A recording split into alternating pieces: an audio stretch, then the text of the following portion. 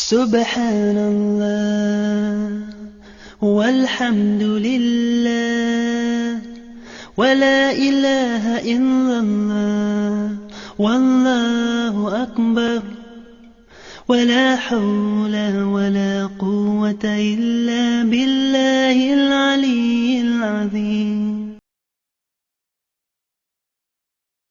Assalamu alaikum wa rahmatullahi wa barakatuh, mes chers frères, mes chères sœurs. On ne va rien changer à l'entrée.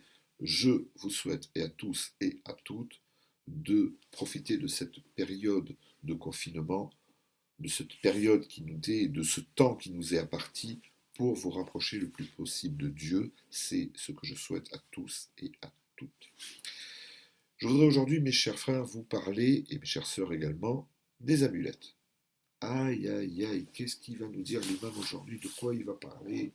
Vite, vite, vite, il faut aller les virer des placards avant qu'il arrive. Ben non, je sais bien que vous les avez. Ben oui. Alors, ça dépend, il y a des petits morceaux de fer, la Fatima, ou je sais pas quoi. Il y a des petits morceaux de papier, il y a des petits morceaux de quoi encore? De tissu, ouais. On va pas en parler pour le moment, je reviens dans ce sujet dans quelques temps. Je voudrais juste vous faire un petit rappel qui va en même temps servir d'introduction. Alors prenons l'exemple de quelqu'un qui est malade, d'accord? Et ben cette personne qui est malade, qu'est-ce qui se passe? Ce que je souhaite à personne, entre parenthèses, bon, elle est malade, elle va voir le médecin, d'accord? Et le médecin, ben, qu'est-ce qu'il va lui dire? Il va premièrement essayer de comprendre la maladie de cette personne. Et une fois qu'il est arrivé à diagnostiquer cette maladie, il va par exemple lui dire, ben, écoute, il va falloir que tu prennes des cachets. Alors tu vas prendre un cachet le matin, tu vas prendre un cachet à midi, tu vas prendre un cachet l'après-midi, et puis tu vas prendre deux cachets le soir. Un avant le repas, l'autre après le repas.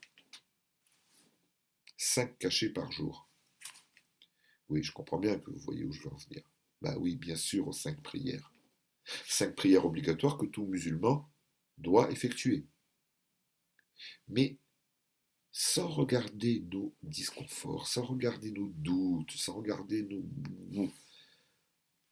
Allah nous a donné ces prières pour que nous nous rapprochions de lui, pour que nous comprenions plus notre religion, pour que nous puissions, avec notre cœur, plus nous ouvrir et plus comprendre ce qu'il est possible de faire et ce qui est impossible de faire, ce que l'on doit et ce que l'on ne doit pas, ce qui est permis et ce qui est interdit.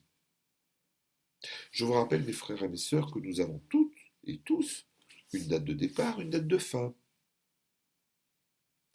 Ça s'appelle la soutba, ça s'appelle comme vous voulez, mais cette période, elle a été tracée avec tous les éléments de notre vie. Revenons à cette amulette. Fatima, le Coran, un morceau de tissu avec je ne sais pas trop quoi dedans, des écritures. Oui, je sais très bien ce que vous allez me dire. À une époque, il y avait des cas. On ne va pas parler de cela. On va parler de ce qui se passe aujourd'hui. Premièrement, parlons de tout cela en analysant un point. Qui fabrique ces amulettes? Parce que ça, c'est le plus important. Ben, je crois que c'est des hommes ou des femmes comme vous, comme moi. C'est-à-dire quelqu'un qui a besoin de manger, quelqu'un qui a besoin de dormir, et quelqu'un qui a besoin, dans l'ensemble, des mêmes besoins que nous avons. D'accord? Et quelqu'un qui a bien sûr une date de départ et une date de fin. Et vous croyez que cette personne qui, comme vous et moi, peut faire quelque chose de spécial en fabriquant cette amulette? Je vous rappelle, mes frères et mes sœurs, que le dernier des prophètes, le prophète Mohammed, que la paix et la bénédiction d'Allah soient sur lui, est venu. Et que nous savons très bien qu'après lui, il n'y a plus de prophète. Par contre, il nous a expliqué comment est-ce que nous devons fonctionner dans notre vie.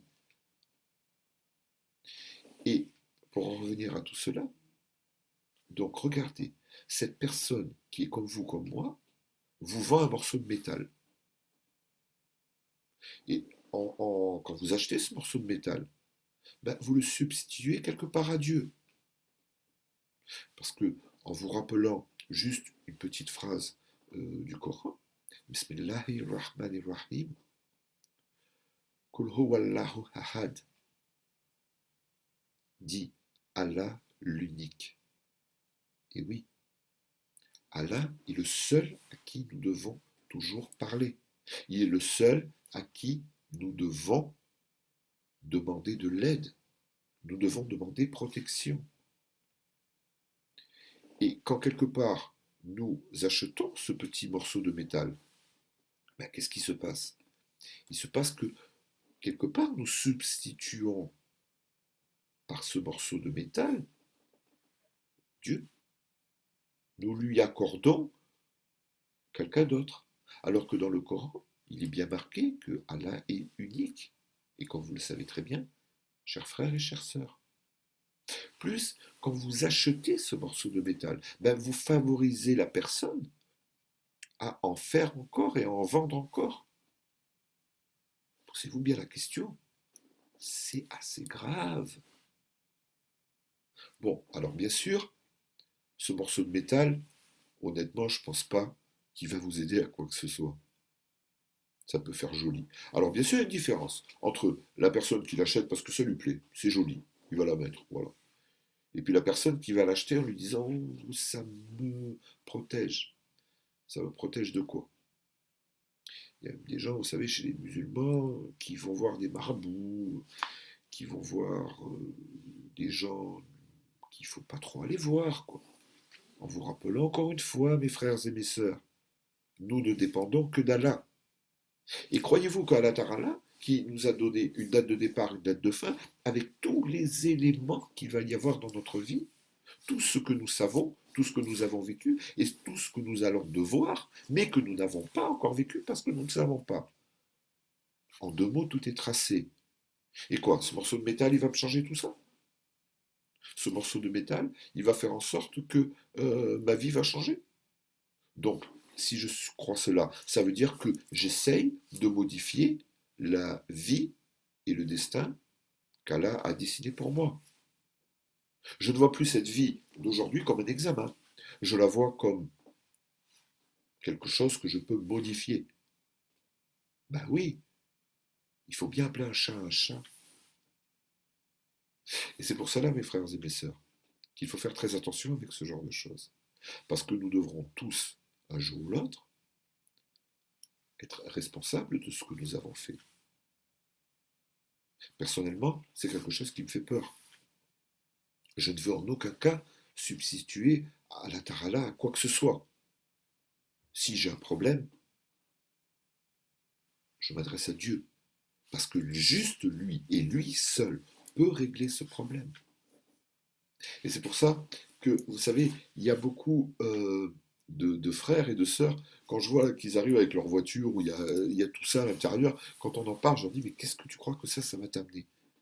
Allez, tu as la main de Fatima qui est bien posée, il n'y a rien qui peut t'arriver. Allez, tu vas à 200 sur l'autoroute, tu lâches les mains, tu lâches les pieds, aucun problème, tout va aller bien, tu as la main pour protéger, alhamdoulilah, tout va bien. Il y a un os, non? Bah, bien sûr. Parce que là, nous ne dépendons plus.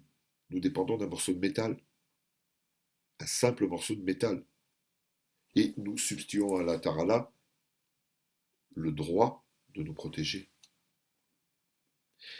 Et c'est pour ça, mes frères et mes sœurs, que je vous demande de faire très attention avec tout ce genre de avec tout ce genre de petites amulettes. Comme je vous demande de faire très attention également à tout ce qui est les marabouts, comment ça s'appelle, les voyants. Ils peuvent pas s'aider eux-mêmes, ces gens-là. Qu'est-ce que vous voulez qu'ils nous aident à nous? Ils savent même pas ce qui va se passer dans 2 secondes. Qu'est-ce que vous voulez qu'ils arrivent eux-mêmes à aider ou à dire aux autres, oui, tu sais, il va y avoir ça qui va se passer? Ben, bien sûr que non. Mais bien sûr que non, mes frères et mes sœurs. C'est simplement des gens qui sont perdus, qui sont complètement égarés. Et je vous rappelle, mes frères et mes sœurs, encore un petit passage du Coran qui dit Bismillahirrahmanirrahim. Kul ha'udhu bi rabbil falaq.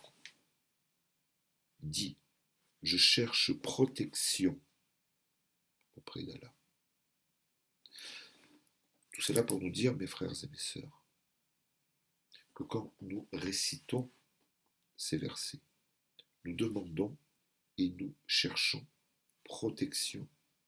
En tant que simples musulmans que nous sommes, nous demandons à notre Dieu de nous protéger. Et si Allah Ta'ala nous protège, nous ne risquons rien. Nous ne risquons absolument rien. En n'oublions pas qu'en aucun cas, notre Dieu nous donnera une charge supérieure à celle que nous pouvons porter. Mais ne lui associons pas d'autres dieux. Un morceau de métal, ça devient de l'idolâtrerie. Ça n'a rien de concret. Tandis que Dieu est Dieu. Et c'est à lui, mes frères et mes sœurs, que nous devons toujours nous adresser en cas de problème, en cas de souci. Et bien sûr, si nous avons besoin d'une protection. Car à part la protection de Dieu, rien ne peut y faire.